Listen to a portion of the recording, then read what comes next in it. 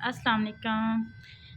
यहाँ पे हमने प्लेट्स ऐड की हैं और सिर्फ फ्रंट पे ऐड की हैं क्योंकि बैक साइड पे कढ़ाई थी, तो इसलिए हमने बैक साइड पे प्लेट्स नहीं ऐड की। और यहाँ हमने पलटा लगाया इस तरह से। इधर नीचे भी हमने पलटा ऐड किया।